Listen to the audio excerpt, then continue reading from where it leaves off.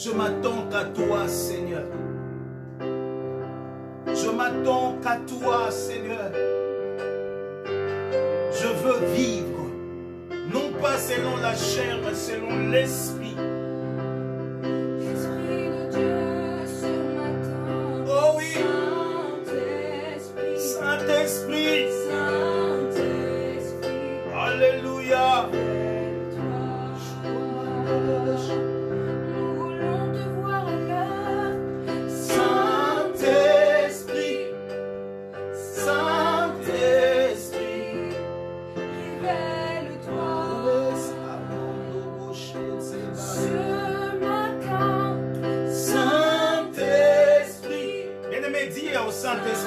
Saint-Esprit, parle-moi ce matin.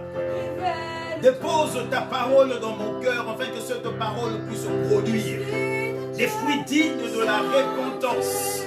Prie le Seigneur. Alléluia.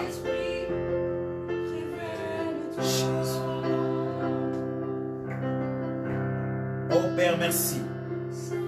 Merci pour ta parole.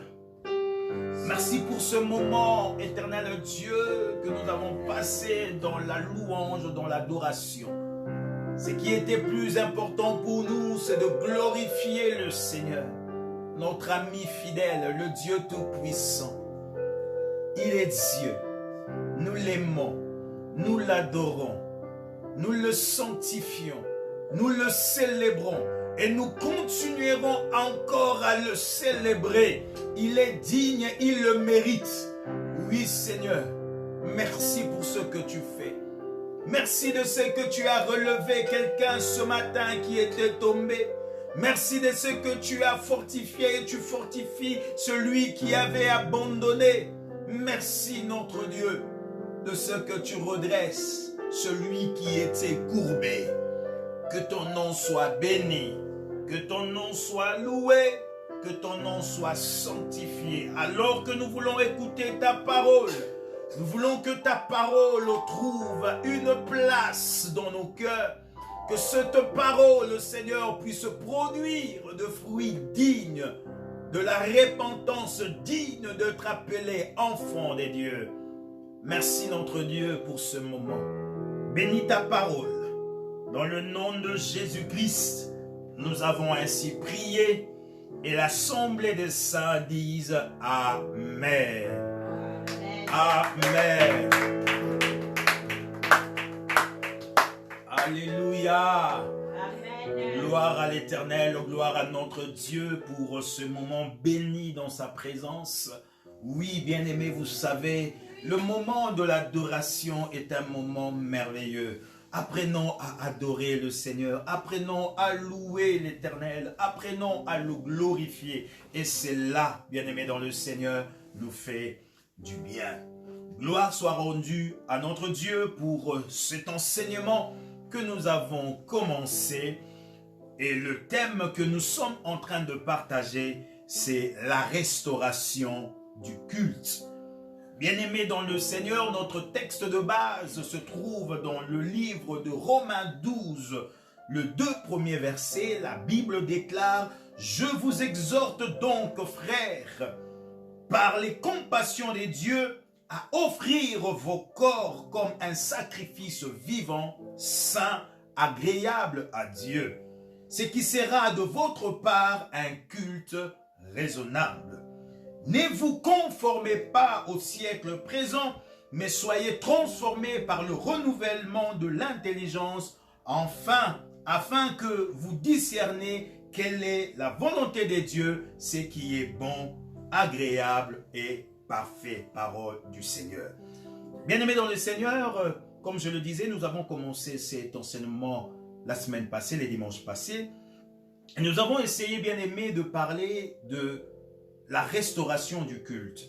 Et nous avons défini les dimanches passés, lorsque nous parlons de culte, c'est que le culte veut dire.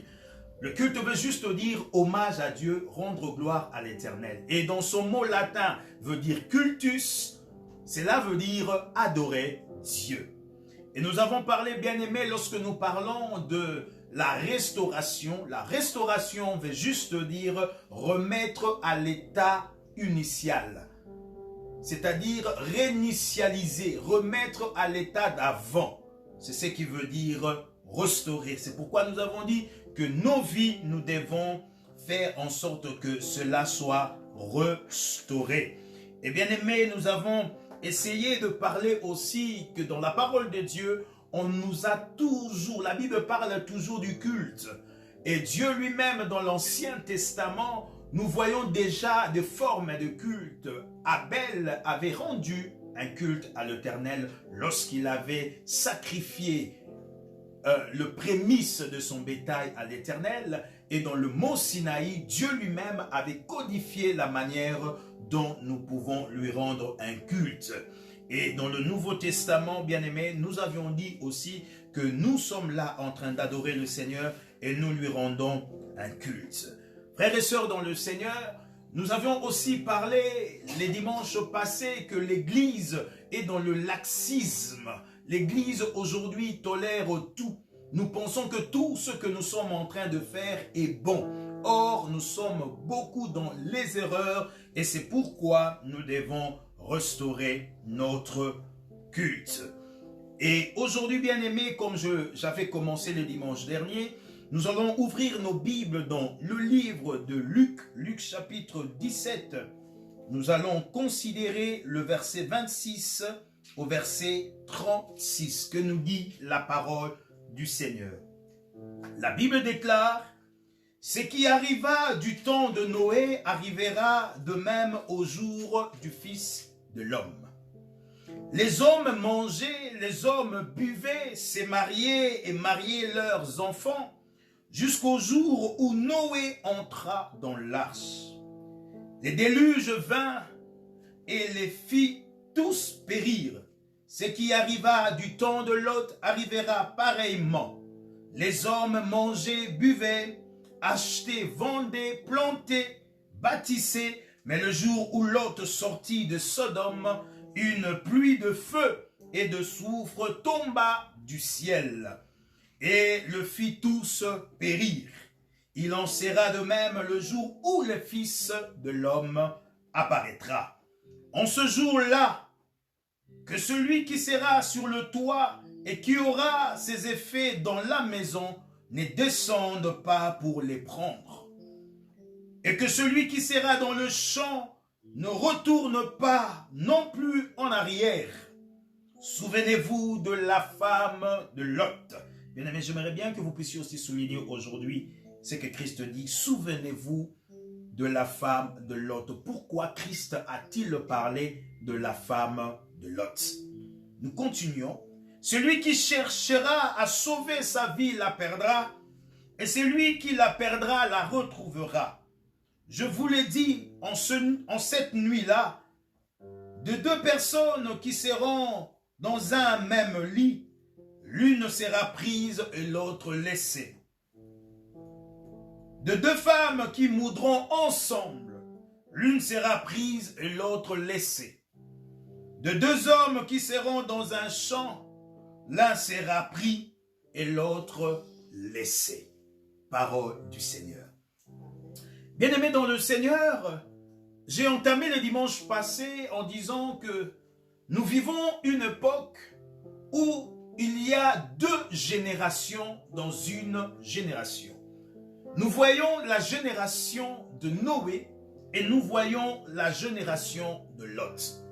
Bien-aimés, si nous voulons parler de la génération de Noé, la Bible nous en parle dans le livre de Genèse, le premier livre de la Bible, dans son chapitre 6, le verset 5, le verset 11 à 13, il nous parle de Noé et de ce qui s'est passé en cette période. Bien-aimés dans le Seigneur, j'aimerais d'abord nous dire que l'histoire de la Bible, donc c'est-à-dire de Genèse à Apocalypse, c'est l'histoire d'un royaume. Et l'histoire de ce royaume, le centre d'intérêt, c'est Jésus-Christ. Le centre de ce royaume, c'est Jésus. C'est-à-dire que dès les débuts de la parole de Dieu jusqu'à sa fin, la Bible nous parle d'un royaume. Et pour avoir accès à ce royaume, le centre d'intérêt ou le centre de ce royaume, c'est Jésus-Christ.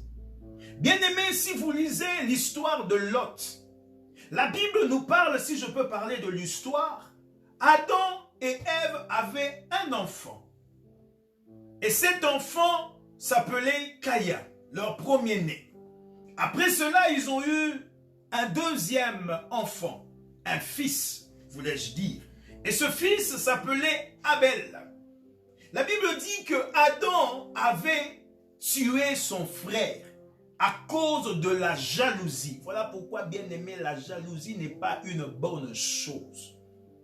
Alors qu'il avait tué son frère, Dieu est venu à un moment donné poser la question à Caïn, « Où est ton frère ?» Et Caïn répond, « Suis-je la sentinelle de mon frère ?» Bien-aimé dans le Seigneur, la Bible dit que l'Éternel a chassé Caïn. Et après des années, la parole de Dieu nous montre que Adam et Ève ont eu encore un fils. Et le fils qu'ils ont eu s'appelait Seth.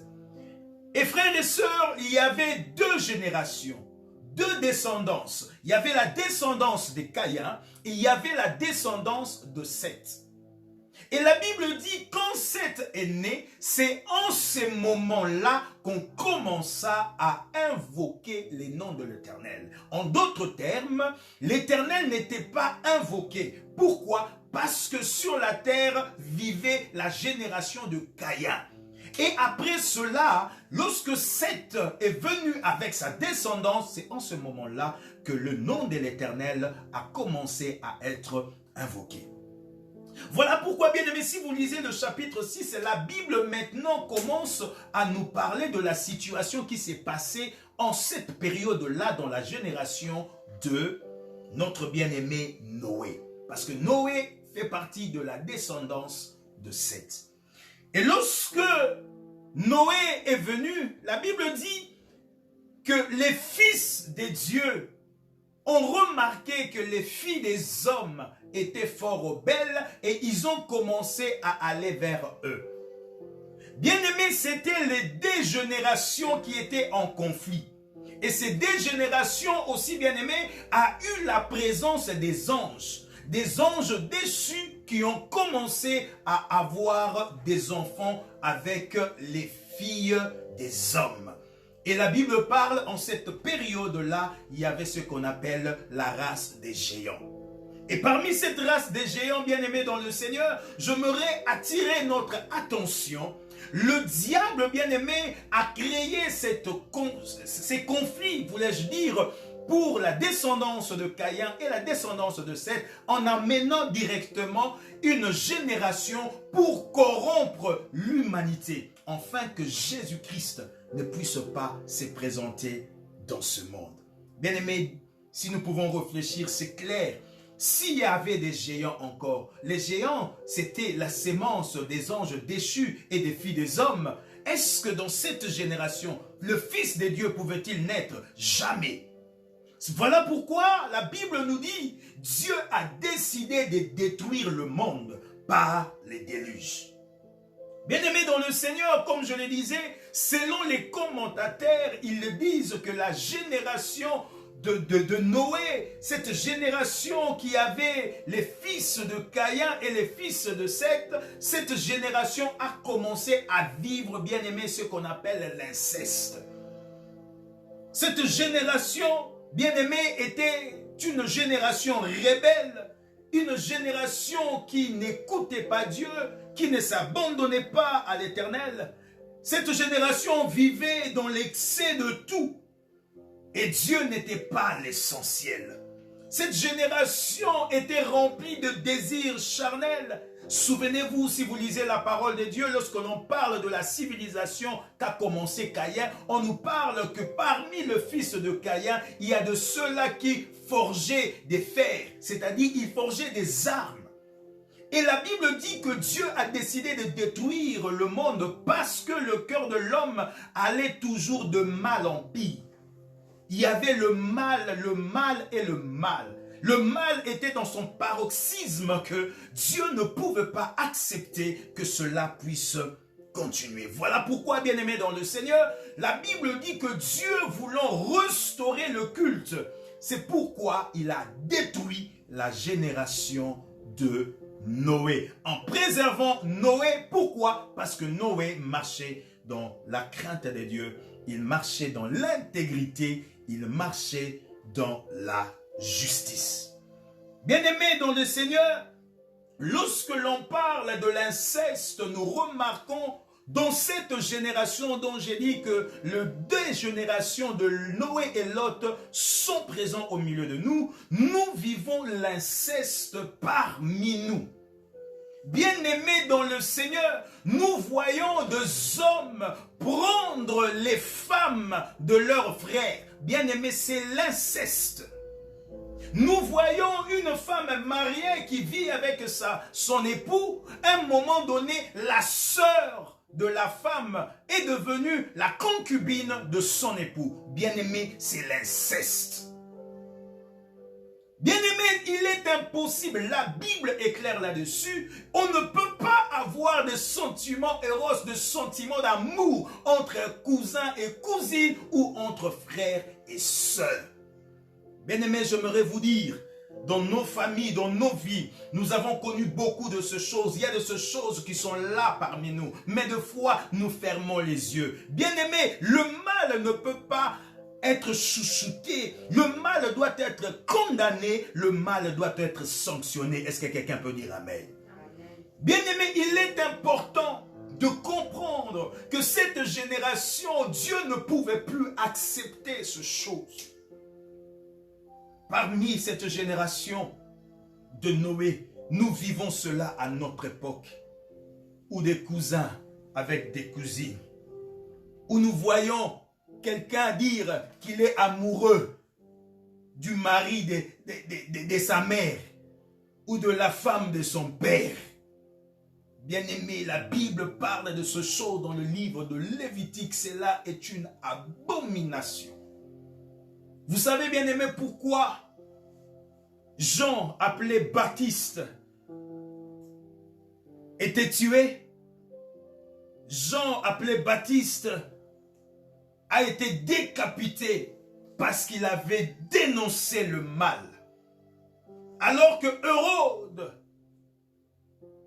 avait pris la femme de son frère, Hérodias.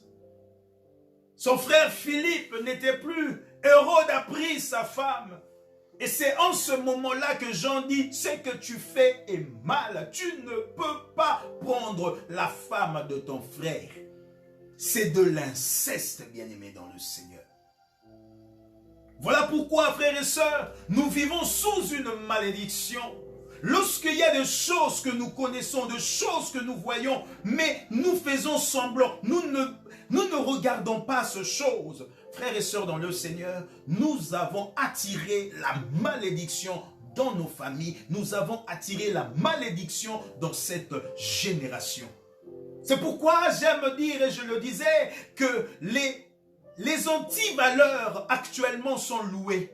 Les antivaleurs aujourd'hui sont célébrées. Les hommes ne voient plus les valeurs que les hommes peuvent prôner. Ces valeurs ne sont plus d'actualité, mais les hommes aiment plus les antivaleurs. Il y a des fois, les gens n'ont même pas honte de le dire. Ils trouvent ça maintenant normal. J'ai pris ma cousine, ma soeur.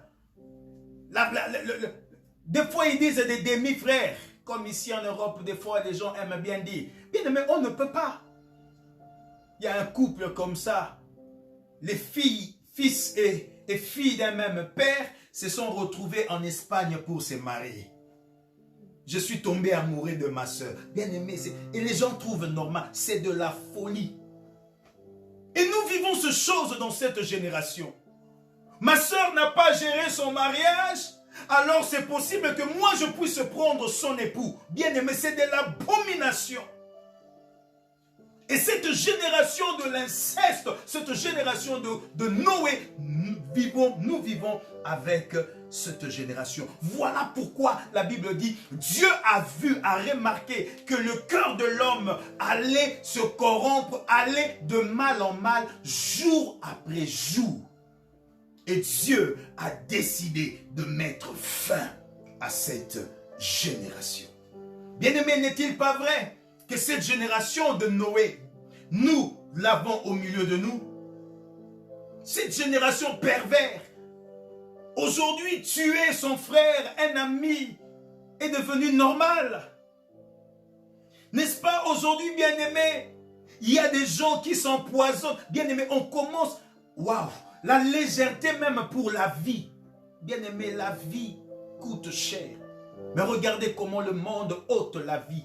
Ôter la vie n'est pas simplement par le poison ou tuer avec une arme. Mais quand tu parles mal de ton frère matin, midi et soir, quand tu les décapites dans tous les sens, bien-aimé, tu fais le mal.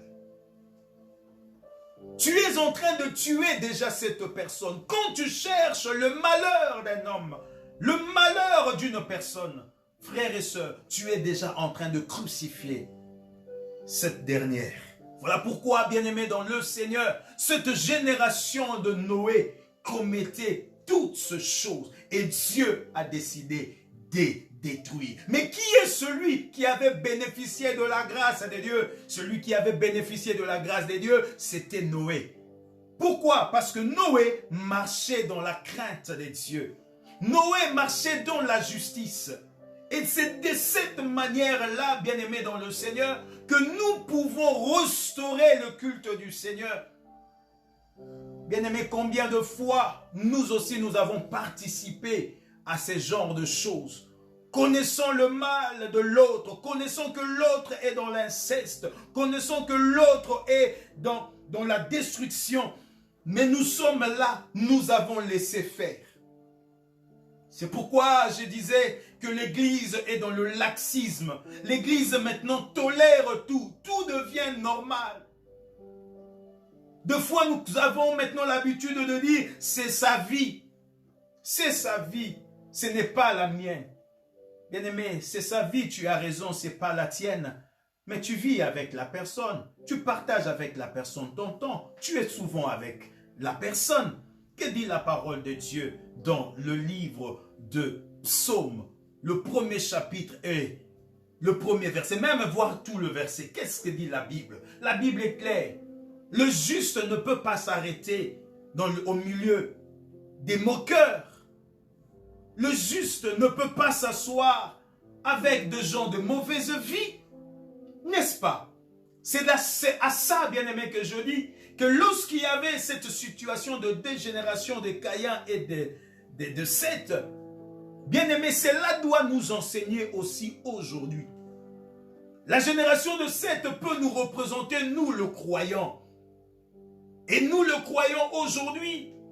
Nous sommes fixés, nous regardons toujours cette génération de Caïn, la vie de Caïn. La Bible dit les fils des dieux. Pourquoi? Dans l'interprétation de cette portion des Écritures, bien-aimées, quand la Bible parle de fils des dieux, il y avait deux sens à cela. Les fils des dieux par rapport à la génération de Seth, les fils des dieux par rapport aux anges. Ceux qui se présentent devant le Seigneur, ceux qui adorent l'Éternel, sont appelés le Fils de Dieu. Voilà pourquoi si vous lisez le chapitre 5, la Bible dit clairement, c'est en ces moments-là qu'on commença à invoquer l'Éternel. Mais bien aimé, cela nous représente aussi aujourd'hui, chrétiens que nous sommes, croyants que nous sommes. Qu'est-ce qui se passe? À chaque fois, le monde nous attire vers le bas. Les filles des hommes de cette génération de Caïn nous attirent toujours. Et c'est de cette génération que l'Éternel a décidé de détruire. Bien-aimés dans le Seigneur, nous devons vivre la vie des dieux. Il est important, bien-aimés, par là je profite même pour dire que la délivrance est importante. Frères et sœurs, nous sommes des témoins de beaucoup de choses, de beaucoup de mal. Vous savez, frères et sœurs, lorsque nous tolérons, en d'autres termes, cela veut dire nous ouvrons la porte à la malédiction. Il y a la malédiction qui s'est installée dans nos familles. Des fois, nous prions, nous pleurons, nous disons, Seigneur, qu'est-ce qui se passe dans ma famille? Mais qu'est-ce qui se passe? La vie de mes frères, de mes sœurs, rien ne marche. Ma vie ne marche pas. Si j'essaie d'entreprendre telle chose, cela ne marche pas. Bien-aimés, parce qu'à un moment, nous avons été témoins de certaines choses, au lieu de dénoncer, au lieu de condamner, nous avons regardé et nous avons fermé les yeux. En fermant les yeux, bien-aimés, nous ouvrons, en d'autres termes, une porte. Nous laissons la porte entrouverte pour que la malédiction vienne s'installer en nous. Mais j'aimerais dire à quelqu'un, je crois que ce matin, que la délivrance est possible. Je crois que ce matin, il est possible de restaurer le culte du Seigneur. Alléluia. Bien-aimés, vous savez, j'aime toujours dire, la Bible nous dit que Dieu ne tient pas compte de tant de l'ignorance. C'est vrai que certaines fois nous avons vu de choses parce que c'est mon frère, j'ai essayé de le couvrir. Parce que c'est ma soeur, j'ai essayé de couvrir en sachant que cela est mal. Bien-aimés, je vous assure, lorsque nous couvrons le mal, nous sommes aussi coupables. Le mal ne peut pas être couvert. Le mal ne peut pas, bien aimé, on ne peut pas le couvrir. Lorsqu'il y a le mal, nous devons le dénoncer et nous devons le sanctionner. Ainsi parle l'Éternel. Bien-aimé dans le Seigneur, voilà pourquoi l'Éternel avait décidé de détruire cette génération de Noé. Et cette génération de Noé, nous l'avons encore parmi nous. À part cette génération de Noé, bien-aimé dans le Seigneur, la Bible parle aussi de la génération de Lot. Lot, bien-aimé, était le neveu d'Abraham. Et à un moment donné, ils ont décidé de se séparer. Chacun a pris son côté. Abraham a dit à son neveu, si tu vas à gauche, moi j'irai à droite. Et si tu décides d'aller à droite, j'irai à gauche. En laissant à Lot la possibilité de faire le choix. Et la Bible dit que Lot a fait le choix d'aller sur la plaine de Sodome et Gomorrhe. Et la Bible dit, lorsqu'il regarda, cela était comme les jardins de l'Éternel, le jardin de Dieu. Il décida d'aller dans ces contrées pour y habiter.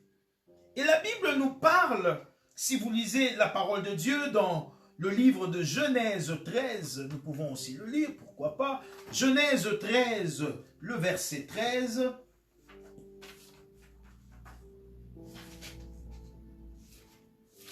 La parole de Dieu nous dit, les gens de Sodome étaient méchants et de grands pécheurs contre l'Éternel. Je me suis ici posé aussi la question, quand la Bible dit des grands pécheurs, pourquoi est-ce que la Bible souligne des grands pécheurs? Est-ce qu'il y a des petits péchés et des grands péchés? Mais ici, la Bible dit que les habitants de Sodome étaient des méchants et des grands pécheurs. Et la parole de Dieu, bien-aimé, nous montre également dans cette génération de Lot que Dieu avait décidé de détruire. Pourquoi Dieu a-t-il décidé de détruire la génération de Lot? Parce que dans notre texte que nous venons de lire dans Luc 17, il dit « Il en sera de même concernant la génération de Lot. Il dit que les gens mangeaient à l'époque de Lot, ils buvaient, ils achetaient, ils vendaient, ils implantaient.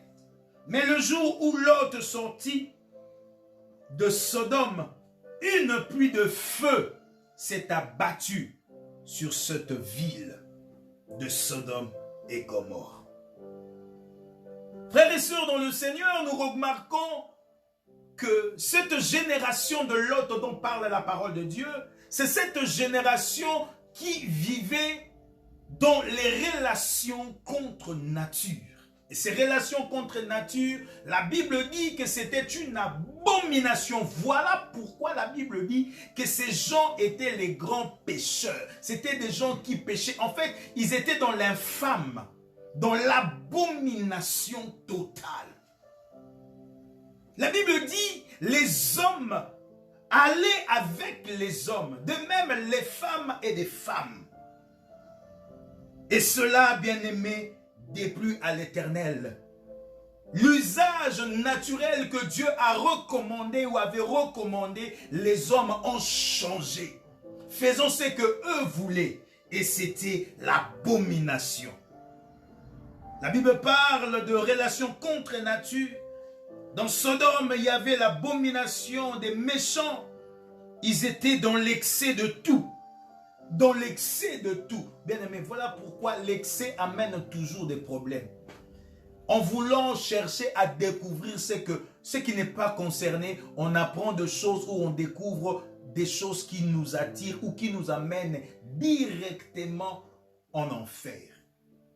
Et c'est comme ça, ces hommes bien-aimés dans le Seigneur avaient comme coutume, pourrais-je dire, à vivre dans cette ville de Sodome.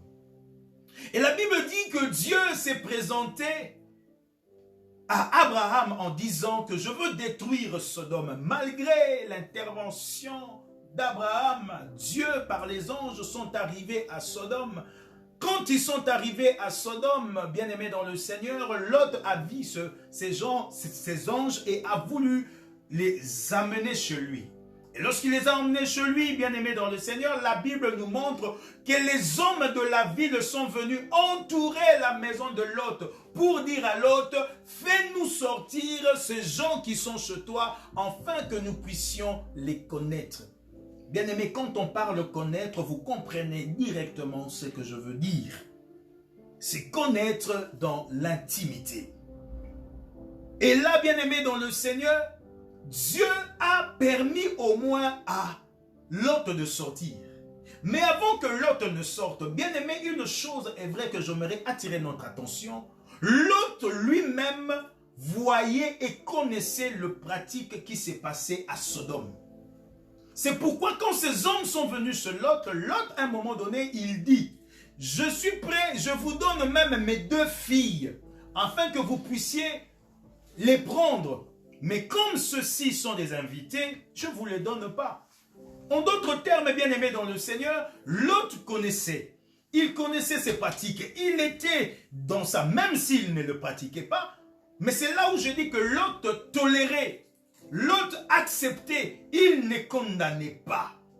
Il ne condamnait pas ses pratiques, bien-aimés dans le Seigneur. Vous savez, bien-aimés, si vous lisez, nous lisons la parole de Dieu, il y a quelque chose d'important dans le livre de 1 Corinthiens, chapitre 6, le verset 9, que nous dit la parole du Seigneur. Je disais 1 Corinthiens 6, le verset 9.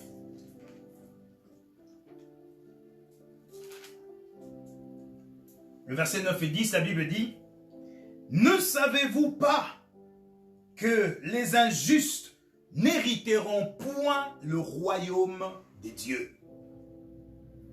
Ne vous y trompez pas, ni les débauchés, ni les idolâtres, ni les adultères, ni les efféminés. Bien-aimés, j'aimerais ici attirer notre attention. La Bible dit, ni les efféminés, des hommes qui sont devenus comme des femmes. Tu vois des hommes marcher comme des femmes. il y a des hommes, que le Seigneur nous aide.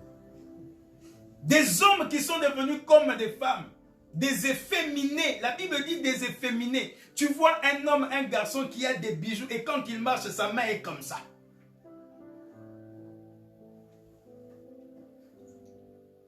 À part les efféminés, la Bible souligne ni les homosexuels, ni les voleurs. Bien aimé, la Bible est claire. Ni les homosexuels n'hériteront pas. Il ajoute les voleurs, le cupide, les ivrognes, les outragés, ni les ravisseurs n'hériteront le royaume des dieux. Est-ce que quelqu'un peut dire Amen? Amen. Bien-aimé, la Bible est claire. Aujourd'hui, frères et sœurs, dans le Seigneur, comme je disais, les antivaleurs sont devenues normales. Le monde nous impose même les homosexuels. Mais j'aimerais étonner quelqu'un, je peux te dire ce matin, Dieu aime les homosexuels, mais il n'aime pas cette pratique, l'homosexualité. Les homosexuels sont des hommes, sont des hommes. Dieu aime tout le monde. La Bible dit du reste que Dieu ne supporte pas la mort d'un méchant. Il les aime, mais il n'aime pas ces pratiques. Voilà pourquoi il faut arrêter, il faut cesser ces choses. Mais les hommes sont dans ça. Nous vivons dans ça. Dans nos travails, dans la vie de tous les jours, dans la société. Le monde même nous a imposé. Vous ne pouvez pas les parler mal d'eux. C'est-à-dire, lorsque vous parlez, vous dénoncez le mal. C'est devenu une discrimination. Bien-aimé, c'était cette génération qui était à l'époque de Lot. N'est-ce pas que cette génération, nous la vivons parmi nous? Cette génération de Lot, où il y a l'homosexualité, où les hommes sont entre les hommes, les femmes entre les femmes.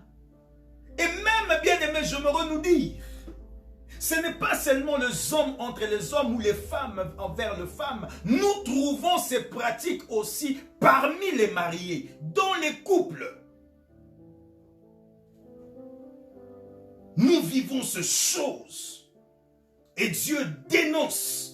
Nous avons vécu, nous vivons dans ce laxisme. Le chose où nous trouvons c'est normal. Les gens disent que ça fait plaisir. Bien aimé, c'est l'abomination. Et Dieu souhaite que nous puissions restaurer nos cultes. Il y a des chrétiens aujourd'hui, des couples mariés légalement, mais ils vivent dans ces choses. Bien aimé, même le mot qui ressort de ça, on l'appelle la sodomie. La sodomie vient de Sodome. Et les gens trouvent ça normal. Bien-aimés dans le Seigneur, nous ne pouvons pas vivre dans ces choses. Nous ne pouvons pas accepter ces choses. Bien-aimés chrétiens, enfants de Dieu que nous sommes, mariés que nous sommes, si vous vivez ces pratiques dans vos couples, arrêtez. Parce que vous vivez dans ce qui est de l'abomination. Parce que le Seigneur souhaite ardemment que nous puissions restaurer le culte du Seigneur. Il y a des couples et des couples qui vivent dans ça. Et malheureusement, ces mêmes personnes, nous nous tenons devant les hommes pour prier, pour prêcher, pour parler. Mais nous vivons dans la sodomie. Et bien aimé, Dieu condamne ces choses.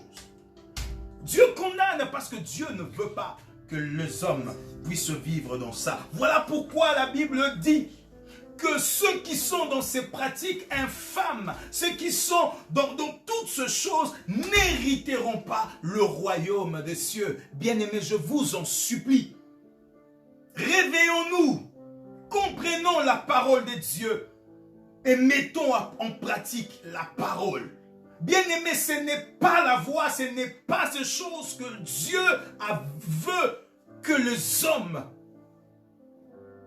puissent faire. Dieu ne veut pas cela. La Bible dit c'est l'abomination. Frères et sœurs dans le Seigneur, nous devons éloigner les antivaleurs, toutes ces choses parmi nous. Et des fois, il y a des gens même qui disent, moi j'aime ça, moi j'aime ça, moi j'aime ça. Donc tu aimes l'abomination quoi?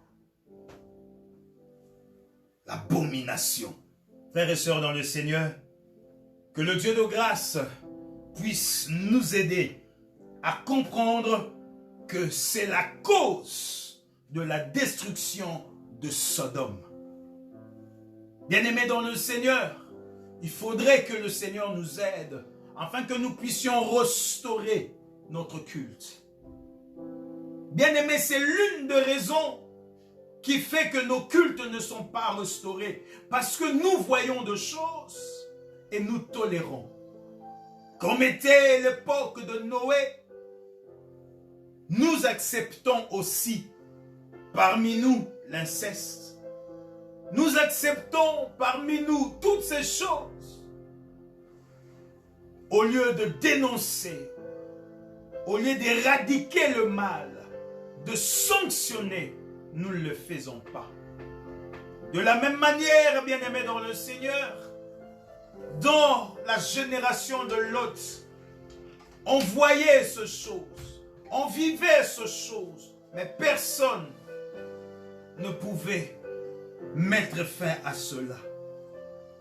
Je vous ai dit tout à l'heure d'écrire ou de souligner, et c'est par là que je vais commencer à chuter. Lorsque la Bible, Jésus parle, souvenez-vous de la femme de Lot.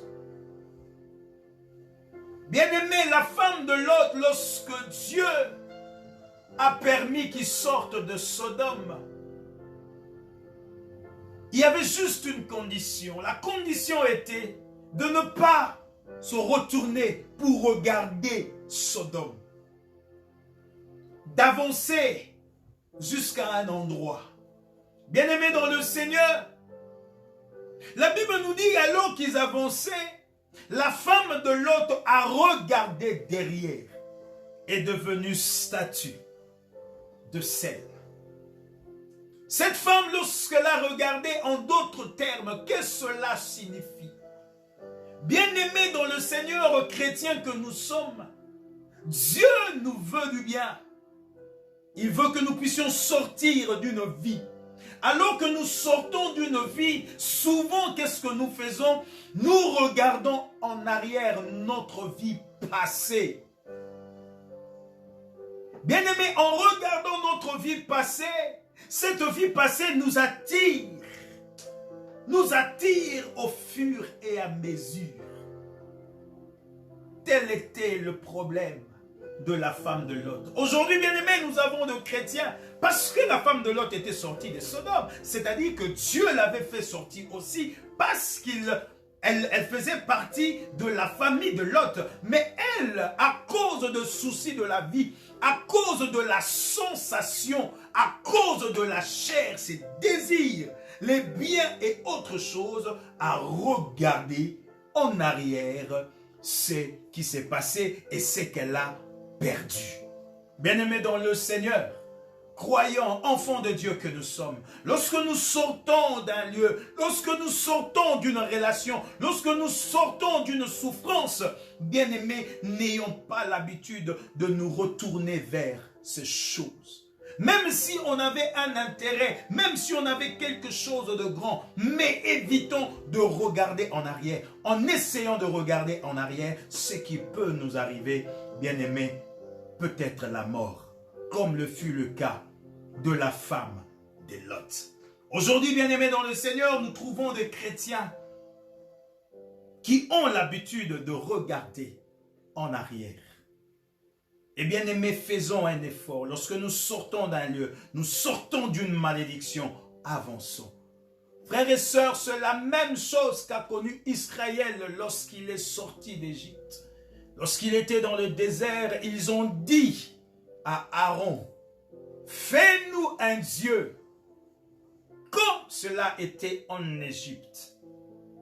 Nous avons souvent l'habitude de regarder, de faire les pratiques que nous avons abandonnées. Bien-aimés dans le Seigneur, nous devons restaurer le culte en abandonnant des pratiques qui n'honorent pas le Seigneur, notre Dieu.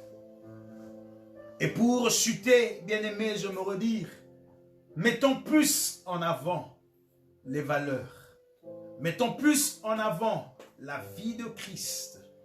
Que Christ soit notre modèle par excellence. Et c'est ainsi que nous verrons la gloire de Dieu. Et c'est ainsi que nous pourrions restaurer le culte du Seigneur. Mais ce matin, bien-aimé, je me retenais. Tu as été peut-être témoin de certaines choses. Comme c'était dans le cas de Noé. Certaines pratiques incestes, certaines pratiques mal. Je me retenir que c'est possible que Dieu nous pardonne. C'est possible que Dieu puisse nous délivrer. Tu as été peut-être témoin de pratiques de la génération de Lot. Peut-être que tu étais aussi dans ces pratiques. J'aimerais te dire que c'est possible de te repentir. Peut-être que ces pratiques, tu le fais aussi dans ton couple. Bien-aimé, demande pardon. Et Dieu, la Bible nous dit, si nous confessons nos péchés, il est fidèle et juste pour nous pardonner et nous purifier de toute iniquité.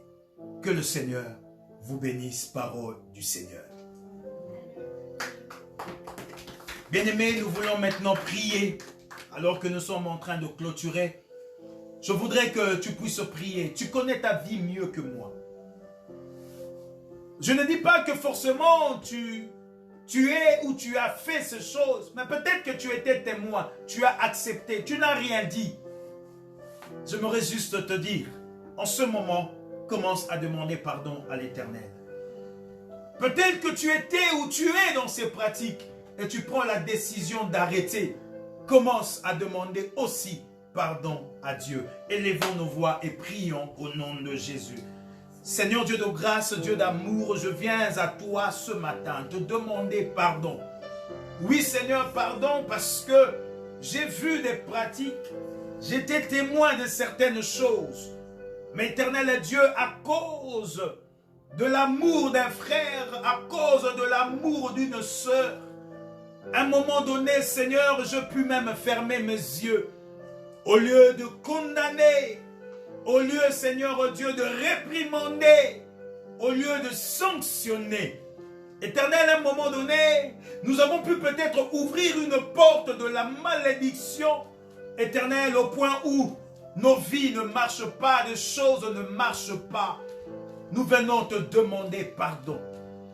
Éternel notre Dieu, nous avons été témoins de certains couples, de certaines personnes qui aiment, Éternel Dieu, des relations contre nature. Au lieu de condamner, au lieu de réprimander, de sanctionner, Éternel, nous avons fermé les yeux. Éternel, nous venons te demander pardon.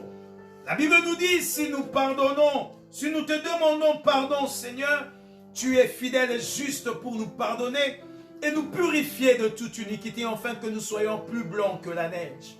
Seigneur éternel, nous voulons restaurer le culte du Seigneur. Nous voulons t'adorer exactement comme il le faut. Seigneur, aide-nous.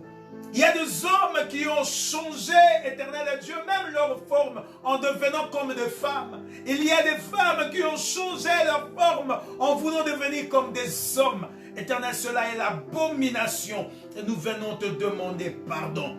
Pardonne nos familles, nos frères et sœurs. Éternel notre Dieu, qui s'étaient plongés dans l'inceste, qui sont plongés, éternel Dieu, dans l'abomination. Pardonne-nous aussi, parce que nous étions témoins de ces choses. Au lieu de parler, nous avons juste fermé, éternel Dieu, la bouche. Éternel, en vérité, nous avons aussi été complices de ces choses. Seigneur, nous te demandons pardon. Pardonne-nous, Dieu de gloire.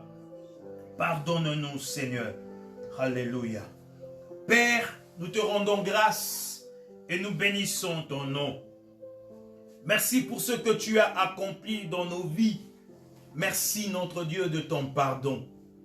Éternel, notre Dieu, alors que nous te demandons pardon, s'il y avait en nous et s'il y a en nous la malédiction qui s'était installée, où nous n'arrivons pas à connaître l'origine. Mais à cause de cet enseignement, nous avons compris. Nous te prions, Saint-Esprit, de faire reculer les ténèbres, de briser cette malédiction dans le nom de Jésus-Christ de Nazareth. Seigneur, merci pour la vie nouvelle que tu nous accordes, afin que nous puissions restaurer le culte du Seigneur. Que ton nom soit béni, que ton nom soit loué, que ton nom soit adoré. Que cette parole éternelle puisse germer, que cette parole trouve la place. Dans le nom puissant de Jésus-Christ, nous avons ainsi prié et ensemble nous disons Amen. Personne ne peut, personne ne le fera. Oh, oh, oh, oh, oh. La puissance dans le nom de Jésus, la puissance dans le nom de Yahvé.